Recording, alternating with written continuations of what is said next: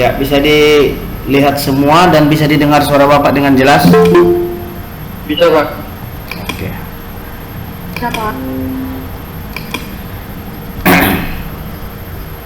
Ini materinya sudah bisa dilihat? Bisa dilihat materinya? Sudah, Pak. Sudah, Pak. Sudah. Bisa, Pak. Oke.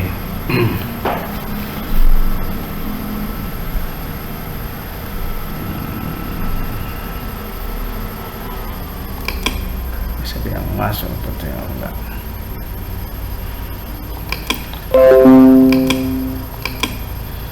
Oke.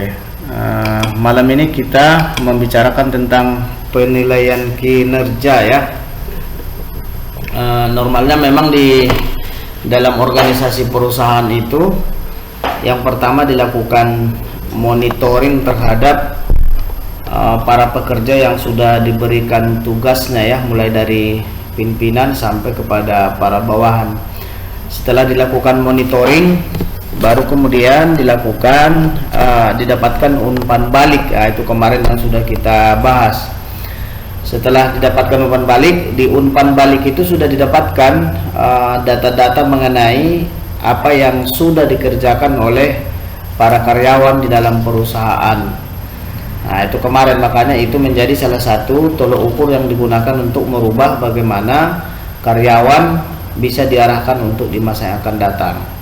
Dari data umpan balik itu, kalau kita sebutkan itu merupakan perilaku yang masa lalu, maka data ataupun informasi yang didapatkan dari umpan balik itu, maka itu dipergunakan sebagai alat untuk mengukur kinerja karyawan.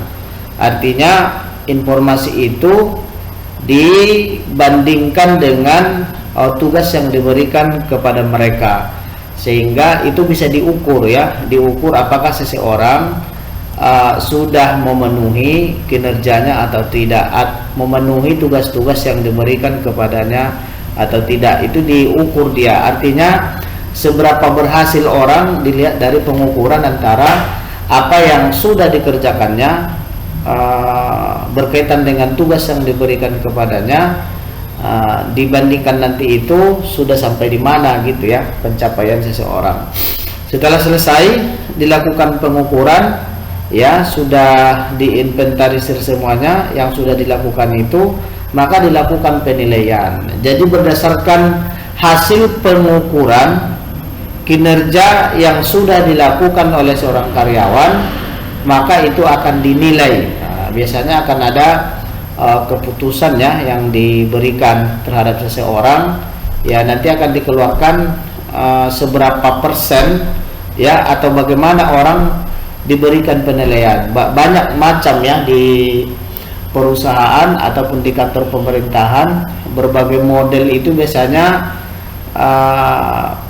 penilaian itu banyak kriterianya ya, banyak kriteria baik di perusahaan swasta ataupun di lingkungan pemerintahan.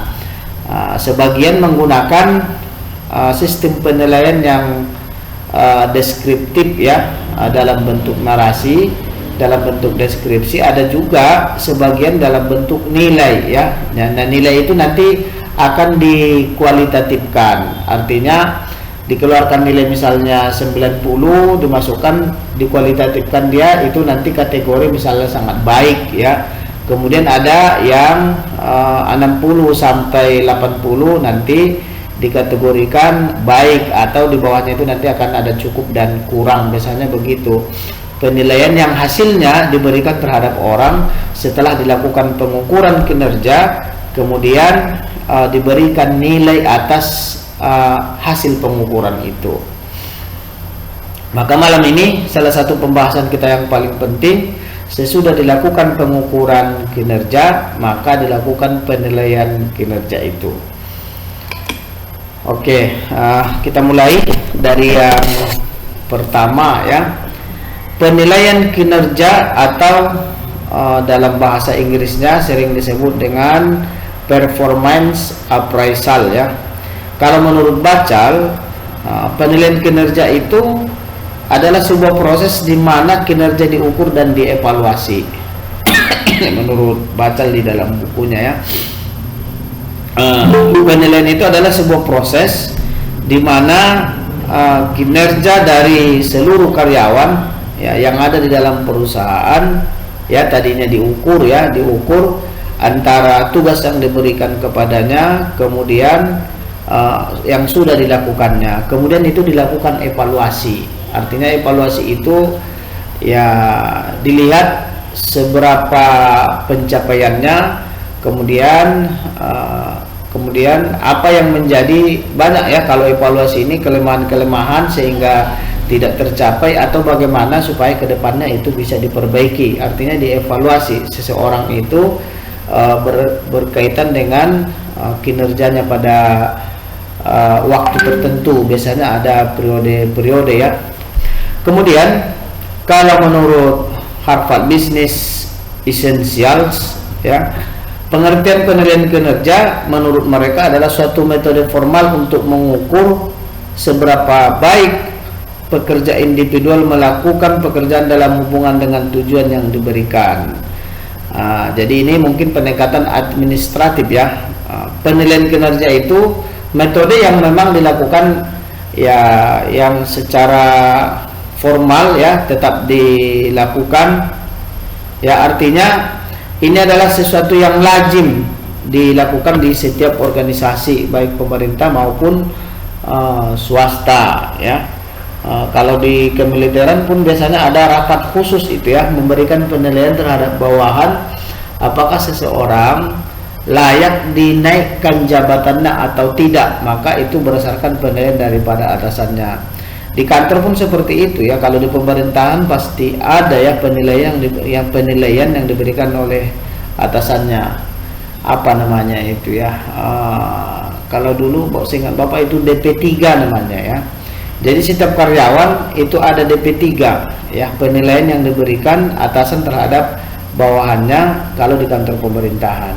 Kalau di swasta mungkin lebih bervariasi jenisnya penilaian yang diberikan atau bentuk penilaian yang dilaksanakan di pemerintahan itu di perusahaan swasta, tergantung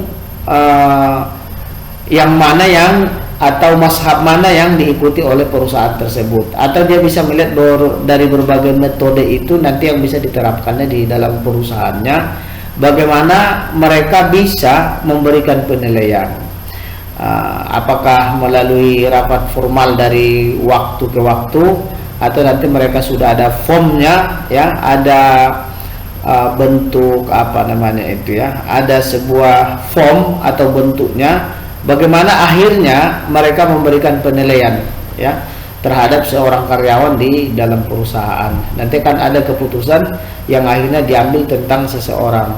Tetapi kalau menurut Harvard Business Essential ini ya,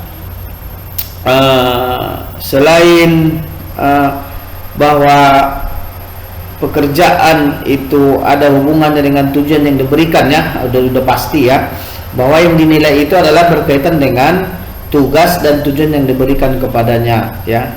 Kemudian maksud utama penilaian kinerja adalah mengomunikasikan tujuan personal, memotivasi kinerja baik, kemudian memberikan umpan balik yang konstruktif dan menetapkan untuk tahapan rencana pengembangan yang efektif ya. Ini menurut Harvard University, bahwa penilaian itu juga berkaitan dengan komunikasi tujuan personal. Artinya bahwa setiap individu di dalam perusahaan itu ya, dia harus mendapatkan informasi tentang bagaimana kinerjanya yang didapatkannya, sehingga memang itu tersampaikan kepadanya, dia mengetahui apa yang sudah dilakukannya, seberapa pencapaiannya, sehingga diharapkan dengan dia mendapatkan ya, dengan berhasilnya dikomunikasikan kepadanya informasi tentang kinerjanya, nanti akan dievaluasi, diharapkan itu akan memotivasi kinerja yang lebih baik di masa yang akan datang, karena data yang didapatkan itu juga umpan balik terhadap dirinya, karena disampaikan terhadap dirinya apa capaian yang dia lakukan di masa yang lalu itu. Harapannya kan kedepannya itu akan menjadi masukan yang membangun. Performance appraisal itu menentukan seberapa mampunya performance manajemen ya, karena dia bagian daripada performance management. Jadi kalau performance appraisal itu baik, maka performance management itu juga baik. Kalau performance appraisal itu buruk, maka nanti performance management itu juga menjadi buruk karena bagian daripada itu ya, ini menurut Bapak. Tapi yang jelas bahwa penilaian kinerja ya sebenarnya kan di sini disebutkan masalah administratif yang umum dilakukan sekali dalam 1 tahun. Nah, itu dalam ada periode ya, sehingga orang bisa dikeluarkan apakah seseorang mencapai kinerja atau tidak ya. Penilaian itu ada periodik ya, ada waktu yang diberikan di dalam memberikan penilaian terhadap perilaku orang di masa lalu itu. Karena memang tujuannya kan untuk mengidentifikasi dan mendiskusikan kekuatan dan kelemahan individual atau tim dalam pekerjaan. Jadi menurut Kaskeo ini ya, penilaian kinerja itulah persoalan administratif yang umum memang dilakukan di mana-mana pun setiap tahunnya pasti ada, karena itu diharapkan dapat mengidentifikasi seluruh kinerja karyawan yang kemudian akan didiskusikan ya, berbagai kemampuan mereka, potensi-potensi mereka ya, ataupun kekuatan karyawan itu di masa akan datang. Selain itu diketahui juga nanti berdasarkan penilaian itu ada kelemahan-kelemahan yang mungkin ditemukan ya dari individu ataupun tim di dalam pekerjaan. Itulah dipergunakan adanya penilaian kinerja di dalam perusahaan. Di sisi lain ya, ada juga ya terdapat pandangan yang mengatakan bahwa appraisal dilakukan sekali dalam 1 tahun, ini berkaitan dengan waktu. Ada pula yang menyatakan lebih sering lebih baik ya. Kalau 1 tahun mungkin dianggap terlalu lama ya memberikan penilaian terhadap kinerja seseorang ya. Biasanya kalau kita yang sering kita dengar ada triwulan, ada semester, kemudian ada tahunan ya, ada tahunan. Biasanya kalau individu per tahun ya, tapi kalau organisasi bisa juga ya dihubungkan rata-rata untuk beberapa tahun jangka menengah maupun jangka panjang begitu. Kalau berkaitan dengan waktunya ya, biasanya dikeluarkan penilaian macam di sekolah juga ya. Kalau dulu ada triwulan ya, kemudian ada caturwulan, dulu ada seperti itu ya. Kemudian ada nanti kita ujian akhir semester itu menentukan kenaikan kelas. Itu kalau di sekolah, sama dengan di kampus juga. Di perusahaan pun layaknya memang harus ada penilaian yang seperti itu dilakukan secara konsisten sehingga ya karyawan mengetahui perkembangan kemampuannya dari waktu ke waktu. Makanya kalau disebutkan di sini lebih sering sebenarnya lebih baik ya, tapi memang harus ada jangka waktunya. Tentunya tidak setiap hari, tidak setiap minggu. Itu nanti lama-lama karyawan juga bisa stres ya dengan sistem penilaian yang terlalu sering ya. Jadi mereka selalu terbebani. Tapi ada waktu yang memang mereka ketahui jadwal-jadwalnya, mereka akan diberikan penilaian terhadap kinerja yang sedang mereka lakukan. Kemudian proses penilaian kinerja ya. Banyak proses penilaian kinerja itu ya gagal karena mereka bertanggung jawab, tidak berpikir melalui apa yang mereka lakukan ya. Mereka hanya mencontoh apa yang dilakukan organisasi lain tanpa memperhatikan perbedaan. Jadi gini ya, saking banyaknya ya model penilaian itu ya, karena perusahaan itu terlalu mudah mengadopsi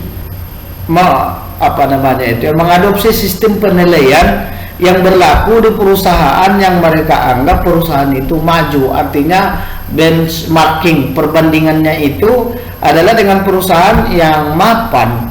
Jadi bisa saja sebenarnya sistem penilaian kinerja di perusahaan yang dianggap mapan tadi belum tentu bisa sesuai apabila dilaksanakan atau dilakukan di dalam perusahaan itu sendiri. Nah, kebanyakan seperti itu ya, tapi karena kadang berpikir di sana bagus, di sini bagus, lantas sistem penilaian mereka diadopsi ya, dipakai ke dalam perusahaan. Padahal itu sebenarnya belum tentu cocok karena memang ada beberapa perbedaan-perbedaan yang menjadi bahan pertimbangan para manajer di dalam perusahaan dengan perusahaan yang tadi dianggap lebih bagus ya. Jadi bagusnya memang pimpinan harus bisa mempertimbangkan penilaian seperti apa yang paling pas ya dengan perusahaannya, walaupun misalnya tadi mengadopsi apa yang ada di perusahaan lain itu, tapi bisa disesuaikan dengan kondisi di perusahaan sehingga benar-benar sesuai. Kenapa? Kalau sistem penilaian yang dilakukan selalu mengacu kepada perusahaan yang ternyata tidak sesuai dengan perusahaan kita, ya bisa menjadi tidak cocok ya. Dilihat dari misalnya dari budaya organisasinya, dari tingkat kesejahteraan yang diberikan, jam kerjanya berbeda ya, kemudian apalagi misalnya bentuk hasil produksinya berbeda. Jadi ini perlu mempertimbangkan ya, ketika mencontoh itu boleh dengan orang yang lebih baik, tapi harus disesuaikan lagi dengan kondisi di dalam perusahaan, proses penilaian kinerja itu. Jadi yang langsung mengadopsi saja banyak gagal ya, itu disebutnya banyak proses penilaian kinerja gagal, banyak gitu gagal ya, karena memang hanya mengadopsi saja, mengambil dari perusahaan lain lantas langsung dilaksanakan di dalam perusahaan. Apa misalnya persoalan itu ya, bisa karyawan itu merasa itu terlalu berat ya, tidak sesuai, sehingga mereka bisa melakukan protes ya, bisa melakukan mogok kerja misalnya, karena mereka terlalu merasa berat sekali penilaian yang akan dilakukan. Karena seperti yang Bapak sampaikan pada slide sebelumnya, penilaian itu kan harus berkaitan benar-benar dengan kinerja yang harus mereka lakukan. Kalau semakin ketat penilaiannya, artinya pekerjaan mereka juga kan harus mengacu kepada sistem penilaian yang tadinya di mana sistem penilaian itu diambil, supaya bisa. Padahal banyak hal yang sesungguhnya berbeda antara model kerja mereka dengan model kerja di perusahaan yang lain. Itu sering mengalami kegagalannya di dalam proses penilaian kinerja. Kemudian, oleh karena setiap organisasi perlu mempertimbangkan relevansi proses penilaian pada pandangan dalam jangka pendek dan menengah ya, itu sudah tadi ya, dibuat sistem penilaian jangka pendek atau jangka menengah, apakah triwulan, kemudian semester ya, tentunya berkaitan dengan capaian di setiap semester itu pula. Jangan nanti kan ada perbedaannya, kalau jangka menengah dengan jangka pendek artinya bahwa ada beberapa kriteria kinerja yang jangka pendek, di jangka pendek itu artinya belum menyangkut pada capaian jangka menengah, karena biasanya jangka menengah makin lama sistem penilaian itu ya, jangka waktunya pasti dia lebih komplit daripada yang pendek. Kalau yang jangka pendek itu kan sesuatu yang akan dinilai capaian-capaian yang bisa juga dicapai dalam jangka pendek. Untuk kriteria jangka menengah tentunya kriterianya akan lebih detail ya terhadap kinerja seseorang di dalam perusahaan. Kemudian bahkan apabila posisi organisasi dapat ditingkatkan dengan memperkenalkan proses penilaian, mungkin terdapat sejumlah orang menyatakan keraguan atau permusuhan. Ini yang biasanya tadi Bapak jelaskan. Bisa ya sistem penilaian itu ya mendapat tanggapan dari internal karyawan itu.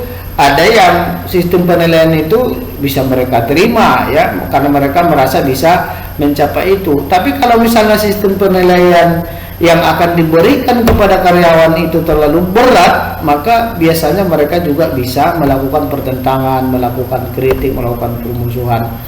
Jadi penilaian itu harus memang benar-benar disesuaikan dengan model kinerja yang berlaku di dalam perusahaan, berkaitan dengan tugas dan tanggung jawab mereka, berkaitan dengan kinerja atau bentuk pekerjaan yang mereka lakukan. Jadi benar-benar harus berkaitan.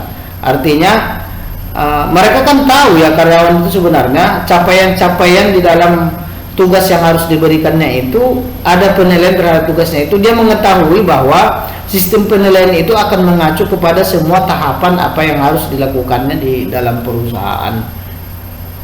Kemudian paling tidak ya, proses penilaian kinerja yang berhasil ini ada disampaikan oleh para pakar juga ya, bahwa untuk membuat penilaian kinerja itu paling tidak ada beberapa indikator yang memenuhi kinerja Rika. untuk penilaian kinerja kayak bulan November kemarin capai target gitu sih Pak, kayak penilaian kinerjanya lumayan sih Pak. Ada kriteria dalam penilaian itu yang diberikan? Kayak ini sih Pak, diberikan kayak insentif. Enggak, maksud Bapak itu persoalan lain ya, insentif itu artinya penilaiannya dulu. Kan harus ada penilaiannya dulu baru diberikan insentif, ada kriterianya. Misalnya ini di mana di mana perusahaan tempat kerjanya nih, Prika? Danar Hadi Pak, Batik Danar Hadi. Batik ya. Dibuat enggak jumlah penjualan atau jumlah anggaran yang paling diperhatikan di situ? Kalau jumlah penjualannya sih Pak, kalau per harinya itu harus capai segini gitu Pak. Ada dibuat kalau jagan segini nilainya A, kalau misalnya tercapai segini nilainya B gitu, atau dia sangat baik, cukup atau kurang begitu? Enggak? Enggak ada sih Pak.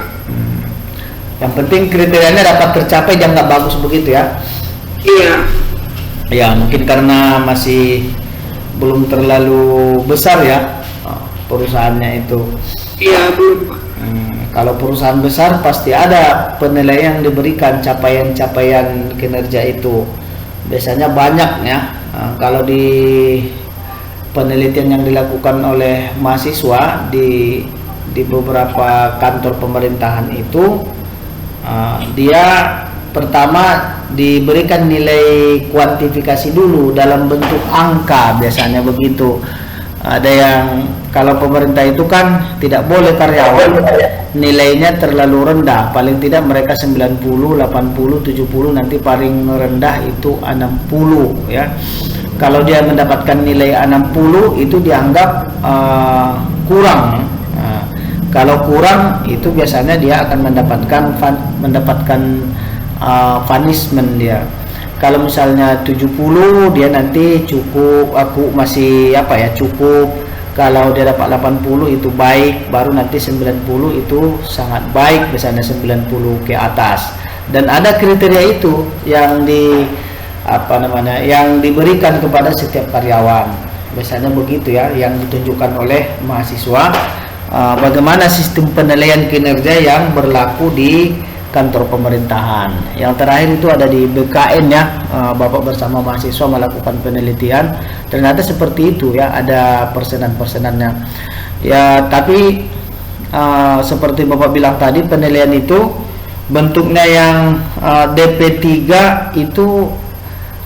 itu sangat menyangkut benar penilaian dari seorang atasan kepada setiap bawahannya, dan itu tidak diberikan misalnya penilaian yang begitu.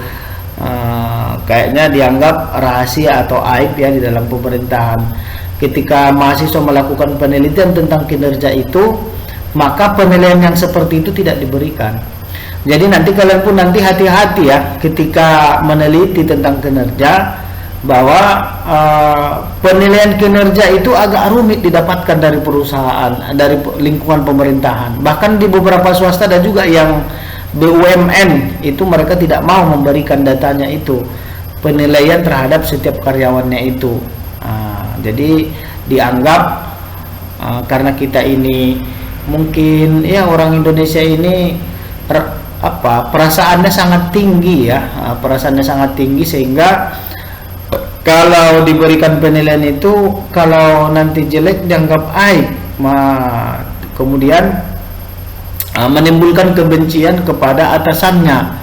Karena banyak bawahan itu kalau diberikan penilaian kurang baik, dia pasti selalu bernegatif thinking, menganggap atasannya itu tidak suka kepadanya.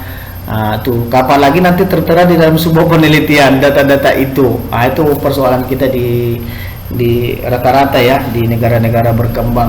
Tapi kalau di negara maju, justru si karyawan yang membutuhkan penilaian yang sesungguhnya terhadap dirinya, itu yang dia minta. Karena tanpa penilaian yang objektif itu, dia tidak bisa melakukan evaluasi terhadap dirinya. Dia tidak bisa merubah dirinya bagaimana supaya dia lebih bagus di masa yang akan datang.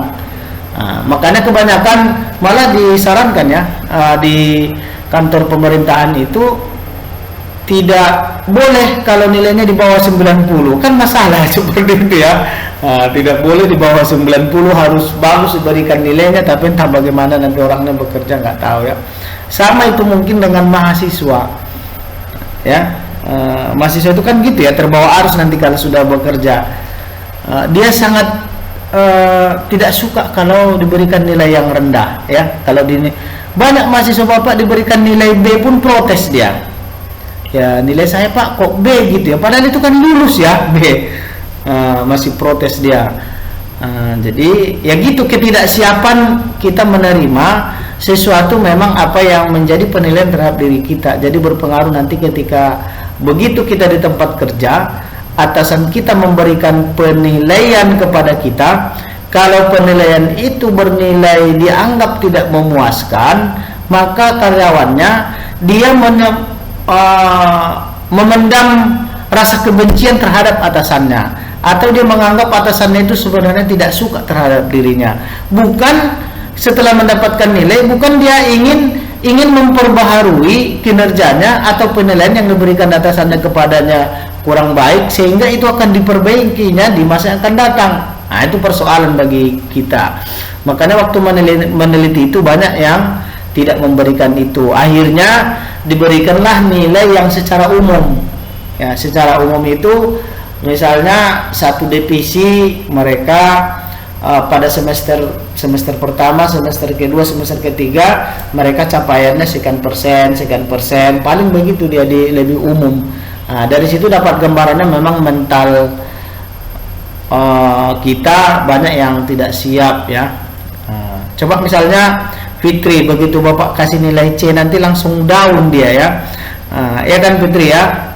Langsung dia nanti tidak suka sama Bapak itu ya, biasanya gitu. Kalau jumpa pun di mana-mana nggak mau jalan Bapak itu, dia pergi dicarinya jalan lain kalau udah mau jumpa, karena dia kemarin dikasih nilai C gitu. Biasa mahasiswa seperti itu. Makanya kalau di Unpad ya dikasih nilai-nilai B lah gitu ya, biar jangan benci-benci kali mahasiswanya gitu ya kan. Kayak gitu.